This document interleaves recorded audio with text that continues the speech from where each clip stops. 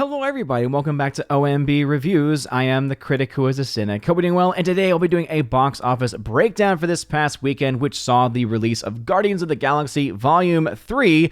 We'll talk about where this film stands in the history of the other Guardians films and where it stands in comparison to some of the other MCU films that have come out more recently. As we all know, the MCU has been on a very steep decline, going all the way back to last summer, where Doctor Strange made $950 million worldwide, all the way down to the $450 million or so made by Ant-Man and the Wasp: Quantumania, a pretty massive drop-off, and a lot of other films in between that too, which compared to their films and their own respective franchises were also quite weak. We'll also talk about the new numbers for the Super Mario Bros. Movie, which is finally being knocked out of the #1 spot, dropping 54% domestically, having a much stronger hold internationally, according to some reports at the very least. And we'll talk about that and also what the current Japan numbers are, and South Korea, because one of them seems to show a sign of possible life, whereas the other one, I think we could pretty much say right now, unless some major change happens, is going to be a non-factor. And we'll talk about that in a little bit. Also, a lot more information as well. Go ahead, before we go any further though, make sure you smash that like button, not that fire button if you're watching over on Ozzy, smash the rumble button as well. Also, make sure that you are subscribed to the channel with the bell notification on that way you know when a video or live stream goes live on the channel. I'm struggling this morning, everybody.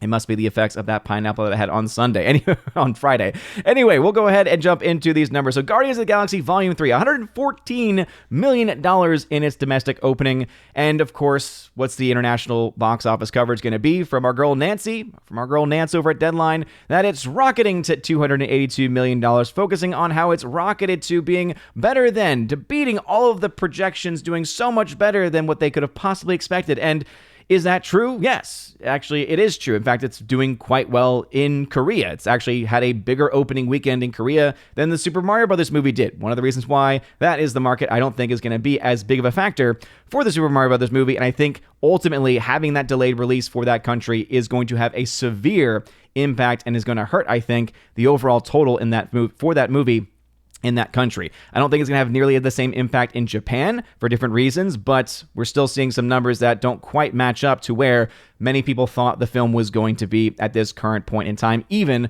with the holidays that have been happening. But as these numbers currently stand, this film made $168.1 million in 52 markets. So again, very strong numbers there. But what's interesting, though, is compared to Mario still did a very good amount, right? Mario still actually had a pretty strong play in these other countries, dropping around only about 30 or 40% from last weekend. So the fact that it only dropped that much and you had a massive release in this movie, right? Whether or not it's as massive as some of the other MCU films is not relevant to this specific point, which is that you still have a movie making $282 million in and of itself over a few-day period. The fact that Mario is still playing, even with that much of the market being taken out of the equation, shows just the strength of Mario and how well it's actually doing. But as you can see, Guardians of the Galaxy Volume 3 absolutely beating many of its projections. And hey, kudos to them for being able to do that. I personally was not a huge fan of the movie. I understand why this movie will probably end up doing much better than what people had thought, why I think it's going to probably be one of the better performing MCU films, because the word of mouth has so far actually been pretty darn good, because there are those moments of heart in the movie that are going to drive some people, but there's also a lot of things in there that are typical of modern MCU that I think are going to also keep a lot of people away and keep people just not even caring about whether or not they have to see the movie at that specific point in time. And so I think that we're going to ultimately see that play out, and we're going to, of course, keep track of that here on OMB Reviews, and we're going to follow that every single step of the way. Super Mario Bros. Movie, though, still did come in the #2 spot, finally knocked out of first place after 5 weeks, so going into its 5th weekend of release, making another $18.6 million, dropping 54%. So even though this is the first time it's dropped well over 50% weekend to weekend, pretty sure this is the first time that's ever happened because it's been in the 30s for most of its release from week to week. This is showing that once you have competition up against this movie, obviously a lot more people are going to start to go see the newer, bigger film versus this one, and this is pretty much standard, right? 5 weeks out at this point in time, this is what the film should be doing, right? Especially when it's going against competition. What it does mean, though, is it shows that with any competition, this movie likely will not be able to crawl back up into the #1 spot. Again, I have not seen the full release schedule. I don't have that in front of me right now, so I don't know if there's going to be any window of opportunity for this film to be able to catch back up, because if it continues to have these 40 to 50% drops with competition, then you're looking at the film getting somewhere around $9 million next weekend. If we see a typical 60+% drop for Guardians, that would still be enough for that movie to be the #1 film again. And then after 2 weeks, you typically have at least another major release with the summer box office coming up. So it's hard to say at this point in time. Doesn't matter, though. Super Mario Brothers is still making a crap ton of money and is still doing very well internationally. And hey, it's done exactly what it needed to do. Evil Dead Rise from Warner Brothers continuing to add to the Warner Brothers coffers, which have been so depleted because they have not made any money from any of their films. 3 weeks out, and they've only pulled it from 381, right? So even though the per theater ratio is not insanely good, and their total numbers are not insanely good, it's still enough because they need every dime that they can get. So I would not be surprised if they were to keep this and will this film to be out in their theaters for as long as possible because of the fact it's the only thing for them that has been making any money. Are you there, guys? Me, Margaret, in its second week of release, dropped 50%. So percentage-wise, not a terrible drop, but because it had a pretty weak opening compared to its budget, not looking all that great. This film likely to end up as a low-budget flop. Love Again from Sony opened at 2,700 screens. Have no idea what this movie's about. Had not a very good per-theater ratio, only $897 in its per theater ratio, in fact. But hey, it's there. John Wick Chapter 4 made another $2.3 million, dropping 52%. So this film also still hanging around after 7 weeks of release. And I mentioned this in a previous video from this week that the numbers have officially updated for this film internationally. And this film has indeed crossed $400 million. And so everything added on after this is just going to continue to push it closer towards 410, maybe 415 max at this point. But of course, we will wait and see what that final total will end up being. It is officially the highest grossing of the franchise at this point in time, but it still, of course, has a little ways to go also. It also had the biggest budget, so even though it has the biggest overall box office total, it is not necessarily the biggest box office hit of the John Wick franchise as far as like net gain profits are concerned. Dungeons & Dragons Honor Among Thieves is also continuing to hang around. This actually had the biggest drop-off, though it did drop from about 1,000 screens, so that probably explains why. Dropping 64% there, $1.5 million. It has made this past weekend, which, again, not a great per-theater ratio. This film, even though it then performed much better than what many people had expected, its budget kept it from ever having a chance of success. Same thing for the film Air, dropping another 65%. This film is still a massive loss for Amazon. Guy Ritchie's The Covenant. I really wish this film was being seen by more people, but MGM's pretty much giving up on it. So that's, again, Amazon. They're giving up on this movie, so we're not likely going to see this film be able to make its money back. Sadly, it is just so darn good. Lionsgate's Sisu, even though this film had a better than expected opening weekend, it still isn't really having enough of a presence domestically or internationally to be able to really move the needle. Right now, my projections have this film losing money, but when it comes to independent films that open in about 1,000 or less screens, it's harder to tell. And so, for all we know, this film could still end up pulling something out. But at this point, if it follows typical historical standards, it won't end up happening. And then you have a bunch of other films that kind of fell off the radar. I do want to at least mention, though, the film Nefarious. I know a lot of people were really big fans of this movie. I love this movie, too. Was very much surprised by it. As you can see, its per theater ratio is actually really strong. Like, notice how low it is in comparison to a lot of these others. But you look at a film like this, even a film like Suzume as well, right? In the theaters that it is in, people are going to see as much of it as they possibly can. So kudos to them for being able to perform in this regard. However, as far as net total and net amounts of money, it's still not a great story box office-wise. Just going to be honest and upfront about those numbers. Let's go ahead and go to the individual releases, starting off with Guardians of the Galaxy Volume 3, $282.1 million. So this film doing better than what had been expected, still coming in far below the overall international openings of many of the other MCU films. Remember that back when Doctor Strange came out last year, at the beginning of summer, that film had a $450 million opening, so this film is not anywhere near that. However, when you start to look at its daily numbers, it had a huge spike on Saturday compared to some of the other movies, and I think that could show and be an indication that some people may have been a little cautious about this one, started hearing some positive things, and then decided to go see it on Saturday. And I think if we continue to see that trend, this movie could end up actually being a pretty decent hit as far as being able to make its money back, etc., which is not something very common these days, or at least not a guarantee these days when it comes to MCU movies. Did want to point out here the South Korea opening of $13.6 million. Remember, this is about as much money as the Super Mario Brothers movie has made so far total in South Korea, where it's been out there now for 2 weeks. So I just wanted to get that out there to say this is why I think South Korea is pretty much going to be a non-factor for the Super Mario Brothers movie, and why I think delaying the film's release in that market was probably not the best idea. As you can now see, this movie is starting to take up those seats, take up the marketplace there, and I would not be surprised if that were to continue. Had a $5 million opening there in Japan, so as you can see, not anywhere to, not to the closest degree of Super Mario Brothers doing much better in Japan in comparison, but still. Also, look at the fact that this film's made $28 million in China. This is another reminder that, Bob Iger in charge of the MCU, in charge of Disney again, means, happy days are here again for the Communist Party in China, and I will always continue to call him out for that nonsense. Let's go ahead and compare this movie, though, Guardians 3, and see where does this compare to the other Guardians films? Where does it compare to the more recent MCU films, and let's see where it is. So right now, as of the numbers being reported, $114 million opening weekend for the domestic market. I've gone ahead and clicked the adjust for inflation numbers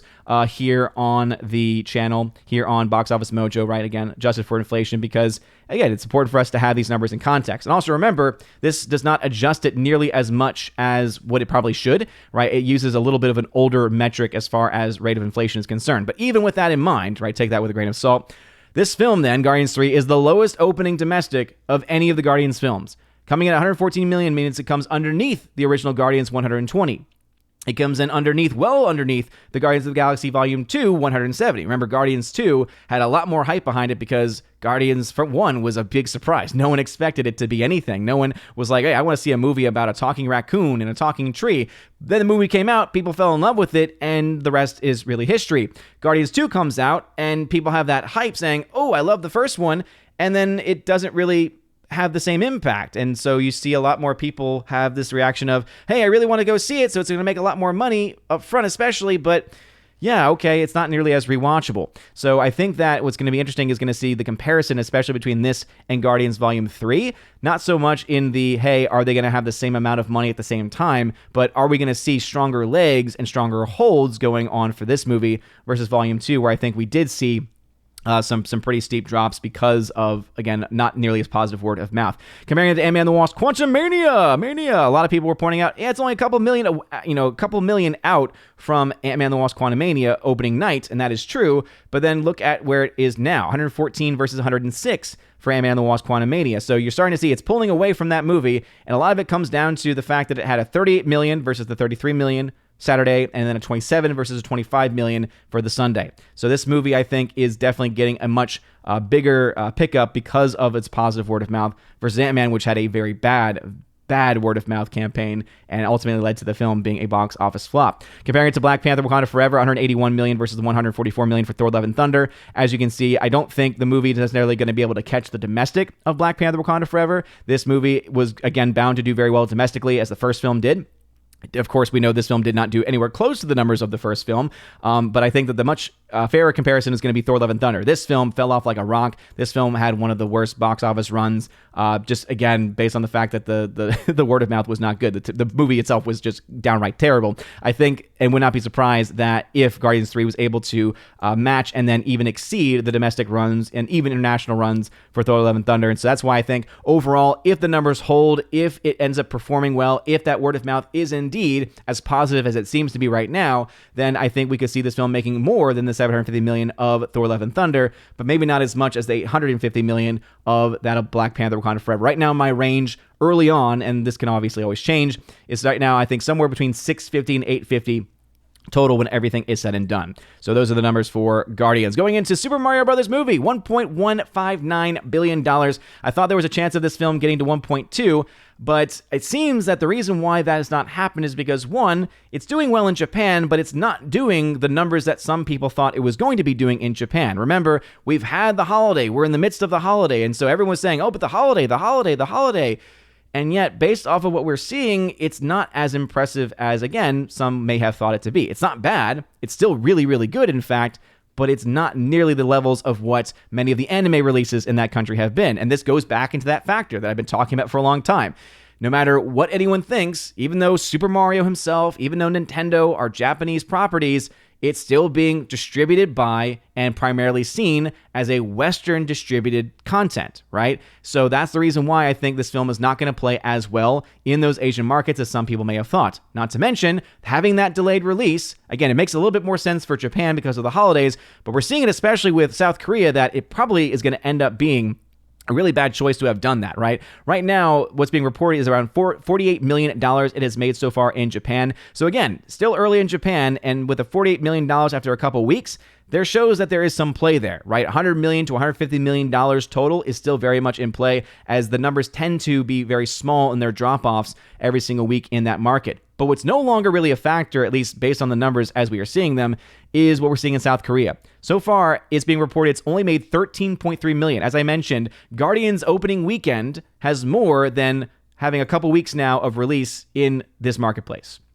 So I think that ultimately means South Korea is not really going to be a major moneymaker. I think this one was impacted by the delayed release. And going back to what I had been saying now for weeks of saying I would not be surprised to see these two markets together, South Korea and Japan, get somewhere between $200 and $250 million combined. I'm starting to think that those are pretty safe bets at this point because South Korea does not seem like it's going to be coming out to play anytime soon, whereas Japan is still kind of a question mark, but it's, again, not seeming like it's as big as some people were expecting going to. And again, take this with a grain of salt as well. This is from the box office subreddit on Reddit. It says, in Japan's box office, after $6.4 million on Sunday, its record daily gross up 12% from first Sunday. The Super Mario Bros. Movie had a fantastic $18.9 million second, three-day weekend, up 40% from its opening, estimated $49.8 million cum. So again, roughly around $50 million according to these numbers right here, beating Jurassic World Dominion as second biggest Hollywood film post-COVID. And it's that explanation at the very end, which is, I think, kind of getting back to my main point. Though the film is doing well in Japan, notice how it says it just edges out Jurassic World Dominion. And even then, it's not the number one biggest Hollywood film post-COVID.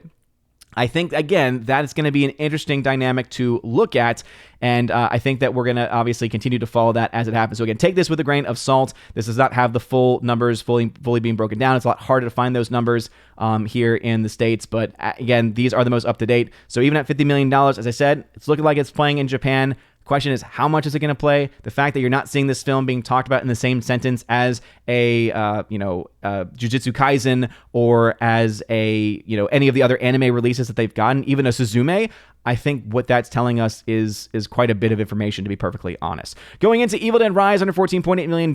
Hey, good job, Warner Brothers, making a movie that finally made money. Are you there, guys? Me, Margaret. Doesn't seem like anyone cares about this movie. That's based off a book. Love Again. No idea what it is. Don't really care. Celine Dion's in it. Okay. John Wick Chapter 4. So again, here is that correction. I mentioned it last week in the comment section, I believe, because they had not updated these numbers. And usually, the reason why, if anyone's wondering why I was not going off of what Box Office Mojo was saying, is because Box Office Mojo is notoriously incorrect in their information. And so I was waiting for anyone else. And notice, as soon as this site updated, you started to see a bunch of other places, a bunch of other quote-unquote mainstream box office news media outlets start to talk about how it had finally crossed $400 million. And so that's the reason why I was holding to that. I was going based off of that information. Hey, but kudos to them for being able to pass $400 million and be the highest box office of the John Wick franchise, even when you adjust for inflation. Dungeons & Dragons at $202.5 million and Sisu at $7.8 million. Going to the box office charting, because we love doing charting here over at OMB Reviews. Going and looking at Guardians of the Galaxy, this film made $282 million, but its budget is $250 million. So I'm saying the break-even point is around $625 million. I know that some people are going to probably have it be a little higher. I think somewhere between $625 and $700 million is probably a pretty fair assessment of how much it needs to make back in order to make its money back and start making some profits. Based on the numbers as we're seeing them right now, as I mentioned earlier, it would not surprise me to see this film be able to get to that amount of money. If anyone's kind of wondering worldwide, where does it stand against other films? Obviously, this comes in well underneath, about $100 million underneath the Super Mario Bros. Movie opening weekend, so definitely not going to do those numbers for sure. And comparing this to, let's see, John Wick Chapter 4, this film actually ends up beating John Wick Chapter 4's opening worldwide weekend, beating that also of Creed 3. $225 million was made by Ant-Man and the Wasp: Quantumania, so as you can see, it also has a pretty decent edge, about a $60 million edge on that movie, and that's the reason why, as I said, I think percentage-wise, we're going to start to see this film have probably stronger holds than previous MCU movies, based, again, on word of mouth, but those numbers will tell us whether or not the word of mouth truly is good or not, right? Those week 2 drop-offs, as I always say, is the most important number for predicting how much money a movie is actually going to make. But hey, it's a strong start, but definitely not an ideal start for this MCU film, and definitely a far cry from previous releases in many degrees. Love Again cost $9 million. That means that the film right now is $12 million in the red at $2.4 million opening weekend. This film likely will be a small budget flop. Big George Foreman has been out for a couple weeks now, so this film is guaranteed to be a box office flop, losing around $40 million. Sisu, I'm also predicted to be a flop, but I do say with a grain of salt because it is a limited release, and limited releases don't work in the same way typically as bigger Hollywood releases do. Are You There, Guys? Me, Margaret cost $30 million, but has only made 12.6 after 2 weeks. This film is expected to lose around $30 million when everything is said and done. Guy Ritchie's The Covenant, I already mentioned, is unfortunately a flop, and it's not doing pretty much anything anywhere else in the world. If it's around you, I still recommend going to see it. It's a fantastic movie, but hey, the numbers are what they are. Evil Dead Rise at $40 million of net profit for Warner Brothers. Not going to be enough to make up for their massive losses, but hey, they're going to keep that out as long as they possibly can. Pope's Exorcist at $12 million in the black. This film is now available on PVOD. Renfield also available on PVOD, but this film was a box office flop. Super Mario Brothers at $1.1 billion has now made $545 million in net gain profits, so kudos to them for being able to do that. And as I said, by next weekend, I would not be surprised to see this film to get to 1.2. And, 1.3, you could argue, would possibly be on the table. But now that competition is out there, you're going to start to see this film slow down in certain markets. The big question is going to be how much. It seems to be slowing down a lot more domestically than internationally, but especially with Korea not likely going to be as productive as what some people had thought, and Japan still kind of being a question mark, but not really seeming to, at least it's not doing anime numbers. Again, seems to be indicating that film will probably be a big hit, a big success in Japan, but not what some people had been expecting. Air, massive flop. Dungeons & Dragons, also still a massive flop. John Wick Chapter 4, $93 million, getting close to $100 million in net gain profits. And those are the numbers as they stand. What are y'all's thoughts on them? Are you surprised to see Guardians of the Galaxy doing better than had been expected? Also, what do you think the final total is going to end up being for this movie? Again, I think 650 to 850 worldwide makes a lot of sense. And of course, next weekend, I'll be able to make those projections much more firmer. So what are y'all's thoughts on that? And also Super Mario Brothers, right? Are you surprised that this film's really not doing anything in South Korea, at least based off of the numbers as they're being reported? And do you think that the numbers in Japan are better or worse than what it seems to be indicating? Again, it seems to be doing well, but the fact that it's in the discussion with Jurassic World Dominion and not with some of the major animes that have records in that country tells me, okay, this film's going to act a lot more like a successful Western release and less so like a native homegrown film that ends up doing very well there, especially in the animated side of things. But let me know your thoughts about that and anything else I mentioned in the comment section down below. If you like this video, smash that like button, not that fire button, honestly, smash the rumble button. You're all amazing and beautiful people. Hope you have a wonderful rest of your day. And as always, God bless.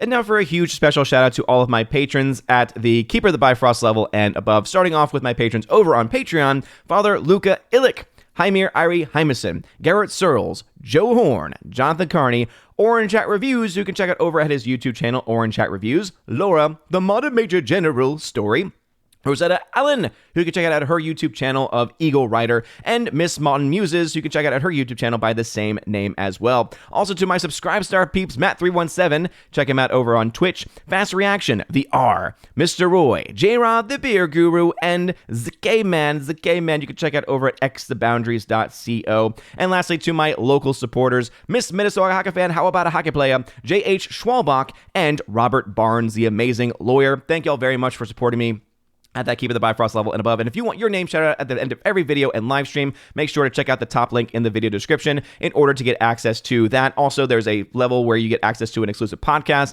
that I do with my friend John the Flip Pig Flickinger, and also to a giveaways channel on my Discord where you get access to the giveaways of various 4K titles, including right now I've got a 4K Steelbook for Training Day. I got the 7th Seal from Criterion, Plane Trains Automobiles, Kubo and the Two Strings, They Live, Train to Busan, tons of others every single week, every single month, rather every single every single week. I'm going to stick by that. We're doing this live. I just recently gave away the 3 Steelbook collection for John Wick franchise, the amazing Stash Book collection version. So if you want to have access to various things like that, hey, check out that top link in the video description below. You're all amazing and beautiful people. Hope you have a wonderful rest of your day. And as always, God bless.